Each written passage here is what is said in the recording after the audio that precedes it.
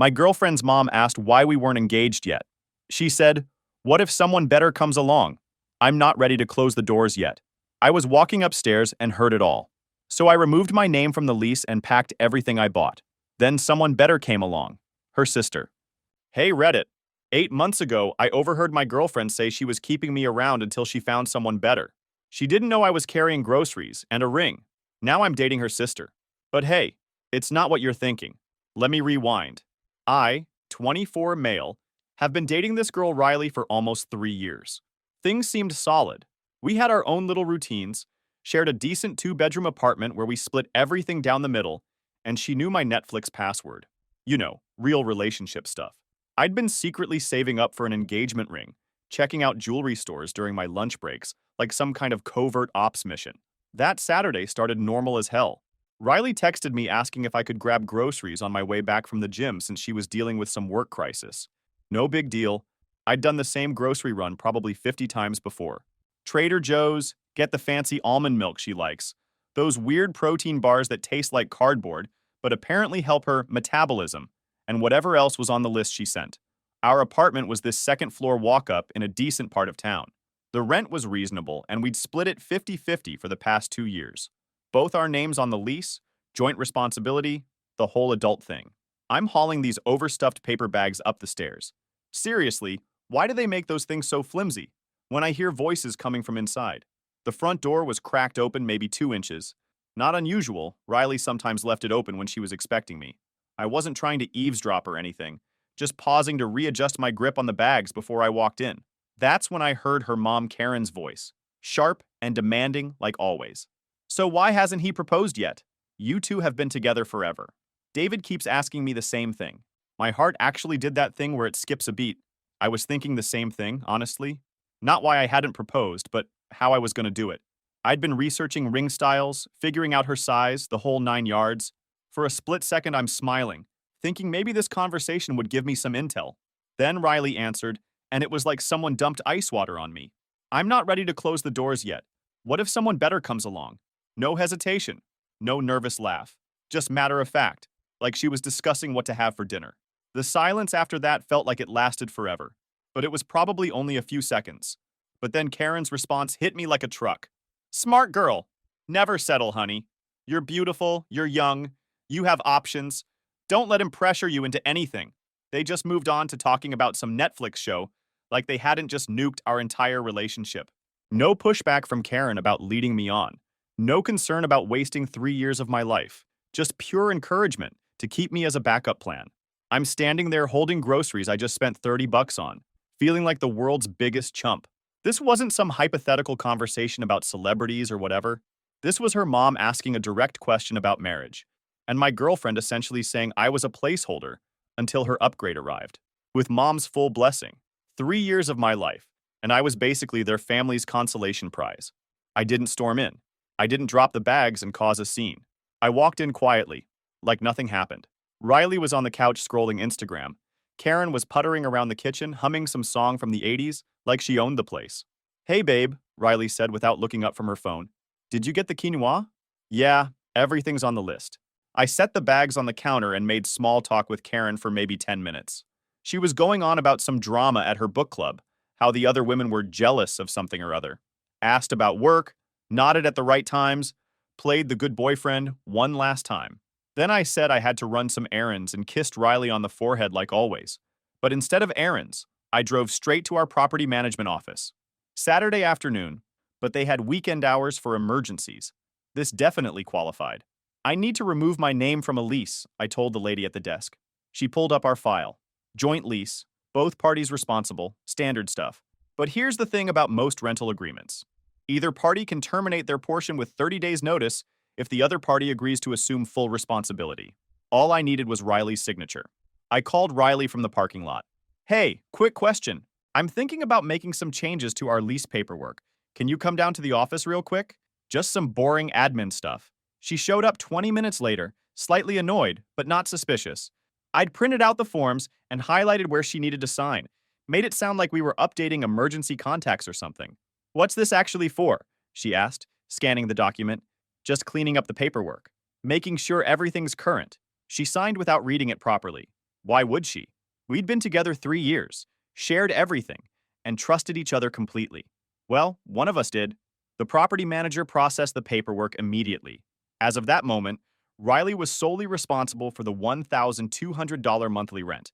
I was free and clear. Phase 2 started Monday morning. Riley had already left for work. She always got to the office early on Mondays for their team meetings. Perfect timing. I called in a personal day and spent hours systematically removing everything I'd paid for from our apartment. The 65-inch TV I'd bought last year, the entire gaming setup, the nice couch we'd picked out together but I'd put on my credit card, the coffee maker, the air fryer, half the kitchen stuff. I called Dylan around noon while loading boxes into my car. Hey man, I need to crash at your place for a while. Long story? Let me guess. Riley finally showed her true colors? Dylan, not now. I'm bringing food. That's gonna be fun, he said, sounding a bit too happy. He showed up 40 minutes later with his pickup truck and a bag of beef jerky, ready for action. Dude didn't even ask for details. Just started hauling my stuff like we were running some kind of military operation. Bro, you're taking the PlayStation but leaving the fancy throw pillows? He said, carrying my gaming chair down the stairs. That's cold. I respect it, but it's cold. When we got to the bedroom and I started packing clothes, Dylan spotted the little velvet ring box I'd hidden in my sock drawer. Oh shit, you were actually gonna marry this chick. He held up the box like it was contaminated. Dude, dodged a bullet so hard you basically became Neo. Just throw it in the box, I muttered. But Dylan was on a roll. By Tuesday evening, I was completely moved out. Crashed at Dylan's place with my stuff in storage. So what's the plan now? Dylan asked, cracking open a drink. You gonna start dating her mom just to really mess with her head? Shut up, Dylan. Riley didn't notice anything until Wednesday night. She spent a day at her parents' house because her mom needed help with some things, whatever. That's when my phone started blowing up. Where the hell is the TV? Dylan was sitting right next to me when the first text came through. He read it over my shoulder and nearly choked on his drink. Oh man, this is better than Netflix. Then, did someone break in? Half our stuff is gone. Then, oh my god, are you kidding me right now? Where the hell is the air fryer? Dylan grabbed my phone and sent, we left the bed, enjoy. I snatched the phone back and responded, took my stuff. Check the lease paperwork you signed on Saturday. Dylan insisted we order Chinese food and watch the meltdown in real time. My phone rang 6 times in the next hour. We let every call go to voicemail while Dylan provided running commentary. $5 says the next message mentions her feelings, he said. $10 says she starts with, how could you do this to me? The voicemail was epic. Started with confusion, moved through anger, and ended with the realization that she was now on the hook for full rent in a place she couldn't afford alone. Dylan made me play it twice. Dude, that's pure poetry right there. Riley's financial situation was about to get very real, very fast. See, we'd chosen that apartment specifically because splitting $1,200 meant we each paid $600. Totally manageable on our salaries. But Riley's job as a marketing coordinator at some startup paid maybe $35,000 a year. After taxes, health insurance, and her student loans, she was looking at barely $2,100 take-home monthly. The math was simple and brutal. Rent alone would eat up more than half her income. Add utilities, groceries, car payment, and all the other adult expenses. She was looking at financial stress on a level she'd never experienced. My phone kept buzzing with increasingly desperate messages. First came the anger. You can't just abandon the lease. This is my home too. Then bargaining. Can we talk about this like adults? Maybe you can pay half rent until I find a roommate. Then reality set in. I can't afford this place alone. You know I can't afford this place alone. But the real fun started when Karen got involved. She called me Thursday evening, and I could tell she was real pissed before she even started talking. We need to discuss what you've done to Riley, she said, like I was a misbehaving teenager she was about to ground. Dylan was making dinner when Karen called, but he dropped everything to listen to my side of the conversation. Started making exaggerated hand gestures, mimicking someone complaining, complete with the, can I speak to your manager finger point. I removed my name from our lease, I explained. Riley signed the paperwork agreeing to take over full responsibility. Everything's legal and documented. You're being completely unreasonable, she snapped. Riley made one innocent comment, and you're destroying her life over it. She didn't mean anything by what she said to me. Girls say things they don't mean all the time. There it was. Karen knew exactly what I'd overheard, and she was trying to gaslight me into thinking it didn't matter. An innocent comment about waiting for someone better while her boyfriend was shopping for engagement rings. If it was so innocent, why didn't you tell her she was wrong? I asked. Long pause. Then, Riley is young and smart and beautiful. She shouldn't have to settle just because you're insecure about her having options. The conversation went downhill from there. Karen accused me of being vindictive and cruel for leaving Riley stranded. She suggested I was intimidated by Riley's success and looks, which was rich considering Riley made less money than me, and I'd been planning to propose. You're going to regret this, she said before hanging up. Riley will find someone who appreciates what he has, and you'll realize what you threw away. Dylan waited exactly 3 seconds after I hung up before starting his commentary. Bro, did that woman just threaten you with Riley's dating life? That's like threatening someone with a participation trophy. You'll regret giving up my mediocre daughter who treats you like garbage. I was still processing that conversation when my phone rang again an hour later. This time it was Riley's dad, David. Hey, son, he said, which caught me off guard. David had always called me son from pretty early in the relationship, but hearing it now felt different. Dylan perked up when he heard David's voice. He'd always liked David. They'd bonded over football and dad jokes at family gatherings. I heard about what happened, he continued. Karen told me her version. Riley told me hers. Now I want to hear yours. So I told him. Everything. The conversation I'd overheard, the lease situation, Karen's phone call. David listened without interrupting, which was more than I could say for the women in his family. When I finished, he was quiet for a long moment. I'm disappointed, he said finally. In them. Turns out David had been wondering for months why I hadn't proposed yet. He'd actually been ready to have the "what are your intentions" conversation with me because he could see I was serious about Riley. Hearing that she'd been keeping her options open while I was shopping for rings? That didn't sit well with him. Karen's always babied Riley, he said. Made her think she's some kind of princess who deserves the world without giving anything back. I've been watching you bust your ass for 3 years trying to make my daughter happy, and this is how they repay you. David gets it, Dylan whispered. The relief I felt was incredible. At least one person in that family understood reality. Riley's upset about the apartment situation, David continued, but maybe dealing with some real consequences will teach her about treating people with respect. You did nothing wrong, and don't let anyone tell you differently. After I hung up, Dylan was grinning like an idiot. Dude, you just got dad approval for dumping his daughter. That's next level respect right there. David's probably been waiting years for someone to call Riley on her BS. The next few weeks were fascinating to watch from a distance. Riley tried everything to fix her situation, and nothing worked. Meanwhile, Karen was waging a full-scale PR campaign to paint me as the villain. Dylan made popcorn every time my phone buzzed with updates from the Family Drama Network. He'd set up camp on his couch like we were watching a reality show marathon. First, Riley attempted to find a roommate, posted on Facebook, Craigslist, those roommate finder apps. But here's the thing. Our apartment was set up for a couple, not random roommates. One bedroom was way bigger and had the master bathroom. The second bedroom was barely big enough for a full-size bed. Plus, Riley was picky as hell about who she'd live with, and Karen was making it worse. Let me get this straight, Dylan said when I told him about Riley's roommate troubles. She wants someone to pay $600 to live in a closet while Princess Riley keeps the master suite? And her mom's conducting job interviews for potential roommates? That's not finding a roommate, that's hiring domestic help. Karen would show up to help interview potential roommates, asking invasive questions about their jobs, backgrounds, and personal lives. She scared off half the decent candidates by acting like she was hiring a personal assistant instead of finding Riley a roommate. Riley had a few people come look at the place, but nobody wanted to pay $600 plus to live in what was essentially a glorified closet, while Riley got the master suite and her mom conducted random inspections. Then came Karen's next brilliant idea. She started calling mutual friends and family members to explain how poorly I was treating Riley. She'd call them up with this whole sob story about how I'd abandoned Riley and left her financially struggling. He just disappeared one day and took everything, she'd tell people. Poor Riley came home to an empty apartment and a massive rent bill. It's cruel and vindictive. Dylan intercepted one of these calls when Karen tried to reach my buddy Jake through his mom. Jake called Dylan first because he knew we were roommates now. Dude, Riley's mom called my mom trying to get the whole neighborhood to turn against your boy, Jake told Dylan. My mom was like, that boy has been nothing but respectful for 3 years. What's the real story here? Dylan immediately called me at work. Bro, Karen's running a smear campaign and it's backfiring hard. Jake's mom basically told her to pound sand. Apparently Karen came off like a crazy person. Karen had overplayed her hand.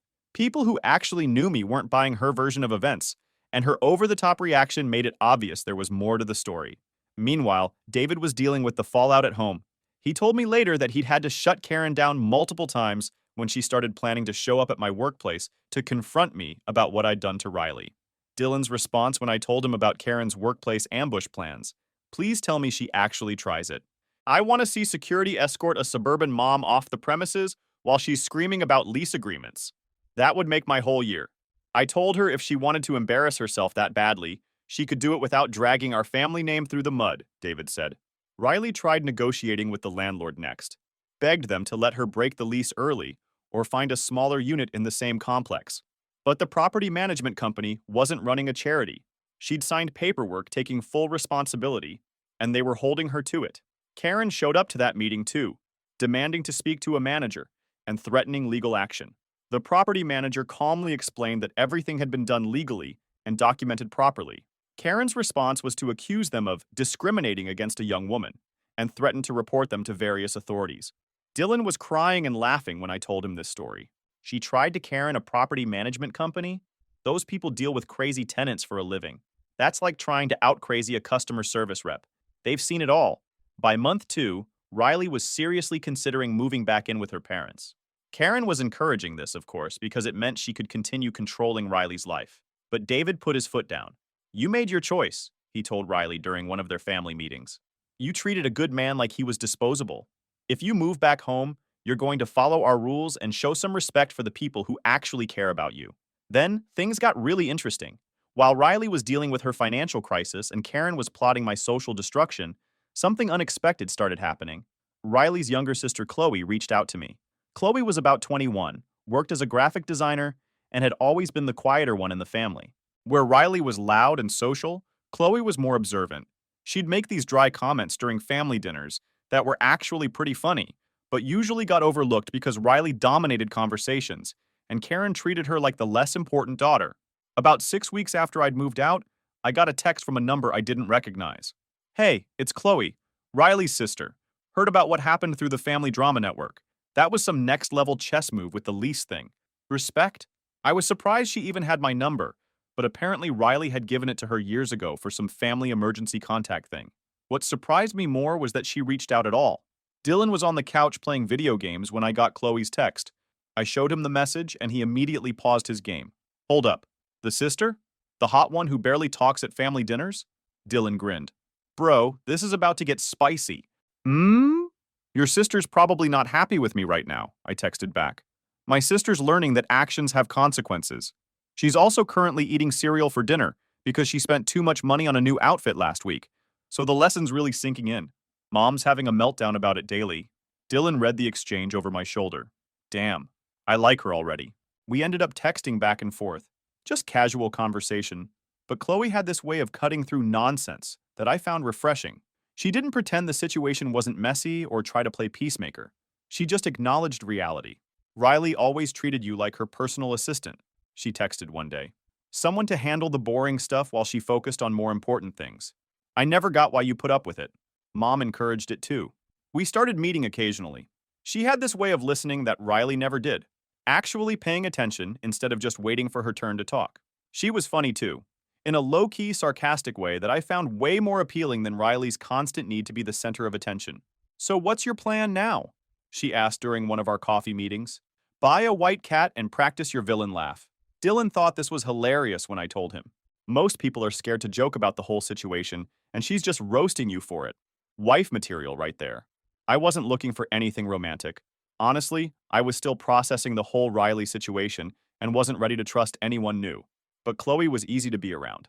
She didn't make everything about drama or feelings or where things were going. We just hung out like normal people. After a couple months of casual friendship, I realized something had shifted. I looked forward to seeing her. Not just as a distraction from Riley stuff, but because I genuinely enjoyed her company. She made me laugh. She remembered random things I mentioned in passing. She treated me like someone worth listening to. Dylan noticed the change before I did. I was getting ready for another date with Chloe when he called me out. "Bro, you're catching feelings for the sister, aren't you?" "We're just friends," I said, which was true at the time. "Right, and I'm just friends with my Xbox. Face it, dude. You're into her. And honestly, good. She seems cool. Plus, Imagine Karen's face when she realizes you're dating the daughter she actually ignored. That's not why I'm not saying that's why you like her. I'm saying it's going to be hilarious when it happens. Sometimes the universe just hands you perfect irony, and you gotta appreciate it. But then Karen found out about us hanging out, and all hell broke loose.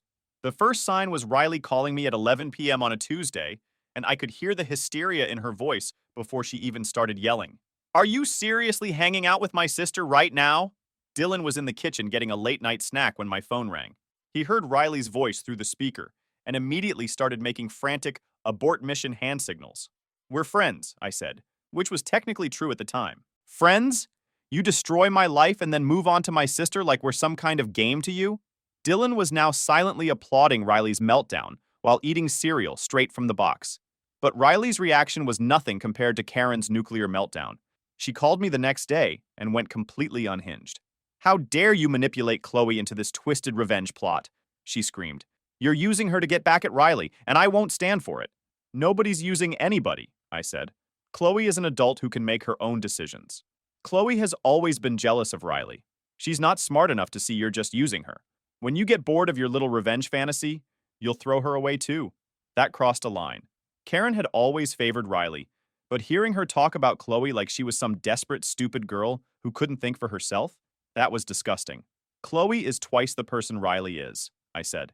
Maybe if you'd paid attention to your younger daughter instead of enabling Riley's princess complex, you'd know that. Karen's response was to threaten me. She was going to call my job, my friends, my family. She was going to make sure everyone knew what kind of person I really was. She'd destroy my reputation the same way I'd destroyed Riley's life.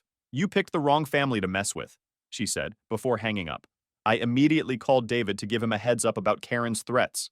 His response was not what I expected. I'll handle Karen, he said, and his voice had this edge I'd never heard before. And I think it's great that you and Chloe are spending time together. She's a good kid. Dylan was doing victory laps around the living room when I told him about David's response. David's about to go full dad mode on Karen. This is going to be epic. $20 says he shuts down her whole operation before she can make a single phone call. Turns out David had been watching Karen's favoritism toward Riley for years, and he was done enabling it. Karen's campaign against me and Chloe escalated to levels that would make reality TV producers jealous. She started by trying to turn the extended family against us, calling aunts, uncles, and cousins with her version of events. Dylan set up a whole information network to track Karen's movements. His girlfriend knew Riley from college. Jake's sister worked with one of Riley's friends, and somehow Dylan had intel on everything. Bro, Karen called your aunt trying to get her to talk sense into you, Dylan reported one evening. Your aunt apparently told her that you're a grown man who can date whoever he wants, and maybe Karen should focus on why both her daughters are having relationship problems. Karen conveniently painted herself as the protective mother trying to save both her daughters from my evil influence. She claimed I was playing some long game to hurt the whole family, using Chloe as a weapon against Riley.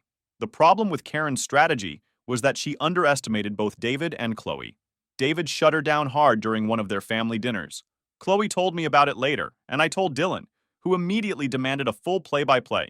Enough, David had said when Karen started ranting about my manipulation tactics again.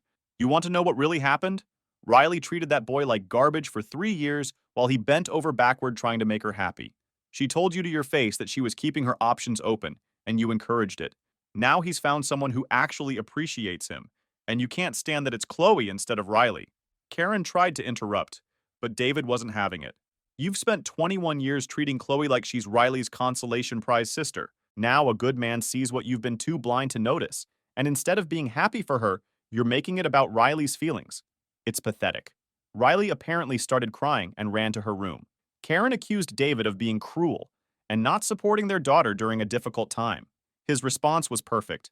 I'm supporting the daughter who deserves it, the one who treats people with respect, and doesn't think the world owes her everything. Meanwhile, Chloe was dealing with Karen's direct attacks. Karen would show up at Chloe's apartment unannounced, demanding to know what I'd said about Riley and whether I was turning her against the family. She keeps asking if you've been feeding me lies about Riley, Chloe told me during one of our dates. Like I haven't been watching Riley treat you like hired help for 3 years with my own eyes. Karen's next move was to recruit Riley's friends for an intervention. They showed up at Chloe's workplace to talk sense into her about dating her sister's ex. But Chloe handled it like a boss. The intervention backfired when Riley's friends realized they couldn't actually defend Riley's behavior. Most of them had watched her take me for granted too, and a few admitted privately that they thought Chloe was the better choice. But Karen wasn't done.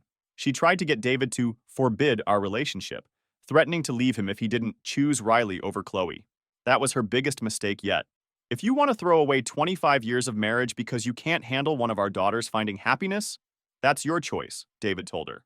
But I'm not going to punish Chloe for Riley's mistakes. Dylan's reaction was immediate and intense. David chose Chloe. He basically told Karen to pack her bags if she can't handle reality. This man is a legend. I want to buy him a drink and shake his hand. David started including me and Chloe in family events again, despite Karen's protests. Sunday dinners, birthday celebrations, holiday gatherings, we were welcome, and he made sure everyone knew it. Dylan invited himself to one of these family dinners, claiming he needed to witness the drama firsthand for historical documentation purposes. David actually seemed to enjoy his running commentary on Karen's passive-aggressive behavior. "You're still family to me," he told me privately during that dinner. "You were a son to me for 3 years, and that doesn't change because Riley screwed up. Now you might actually become my son-in-law for real, with the daughter who has enough sense to appreciate you." The last conversation I had with Riley was at one of these family dinners. Karen had spent the whole meal making passive-aggressive comments about loyalty and family betrayal. Riley finally cornered me in the kitchen while everyone else was having dessert. Dylan had positioned himself at the kitchen doorway, like some kind of bodyguard, pretending to help clear dishes, while obviously eavesdropping. "I can't believe you're doing this to me," she said, tears streaming down her face. "You planned this whole thing just to hurt me." Dylan was making wrap-it-up gestures behind Riley's back, clearly enjoying the drama but also ready to intervene if needed. "Your sister didn't steal anything," I told her. "She just found me where you left me. And honestly, maybe if you'd spent less time looking for someone better and more time appreciating what you had, we wouldn't be here." "I never said I didn't appreciate you," she protested. "You said you were waiting for someone better. Your mom was in the room cheering you on." "I heard the whole thing. I didn't mean it like that," she whispered. "Yes, you did. And that's okay. You had every right to keep your options open. You just didn't have the right to keep me as a backup plan while you did it." Dylan gave me a subtle thumbs up from the doorway. That was the last real conversation we ever had. It's been 8 months now, and things with Chloe are solid. Not perfect. No relationship is. But real in a way things with Riley never were.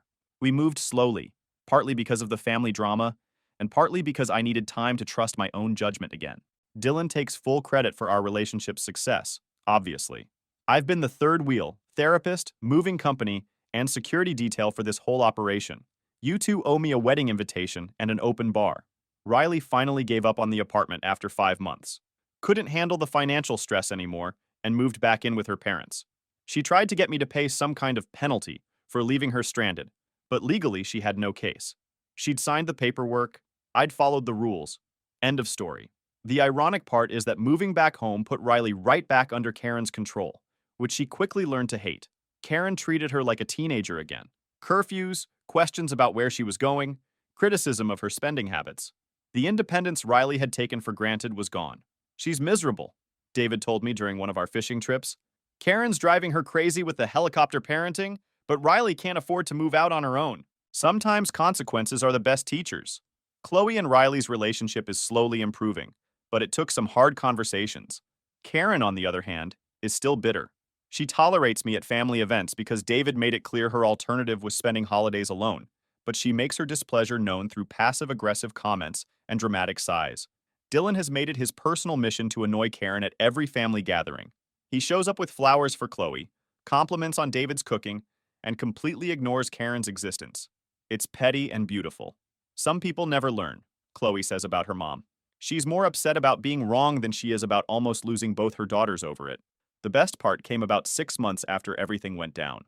Riley started dating this guy Brandon, who seemed perfect on paper. Good job, nice car, took her to expensive restaurants. Karen loved him immediately and kept making comments about how this is the kind of man Riley deserves. He lasted exactly 2 months before he got tired of Riley's high-maintenance attitude and Karen's constant interference.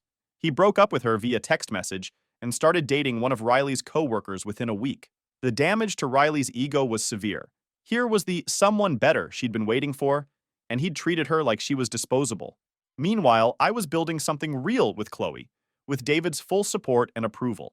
Chloe, being the better person, actually tried to comfort her sister instead of saying, "I told you so." But privately, she admitted the vindication felt pretty good. We moved in together last month, found a nice place that we actually chose together instead of settling for what we could afford separately. No drama, no big declarations, just a practical decision that felt right. David helped us move, which drove Karen insane. Dylan organized the entire move like a military operation. He showed up with a truck, a cooler full of drinks, and a playlist called Moving Day Victory Lap. He also brought a sign that said "Upgrade Complete" and hung it in our new living room. "You're choosing them over your own daughter," she accused David. "I'm choosing the couple that's actually happy and stable over the daughter who's still looking for someone to blame for her problems," he replied. Dylan was recording this conversation on his phone for posterity and nearly gave himself away trying not to laugh. Riley heard about our move through the family grapevine and sent me one last text. "Hope you're happy." I am, actually. Not because I'm trying to prove anything or get revenge or whatever Karen thinks is happening. I'm happy because I found someone who chose me without hesitation. Someone who saw my worth without needing to compare it to other options. The engagement ring I'd been saving for? I returned it months ago and got my money back. But I've started looking at rings again, this time for someone who won't need to think about it when I ask. David's already given me his blessing, and he seems more excited about the prospect than Karen ever was. Dylan has already started planning his best man speech. Apparently, it involves a PowerPoint presentation about how to dodge bullets and find upgrades, with before and after photos of my life. I hope he's joking.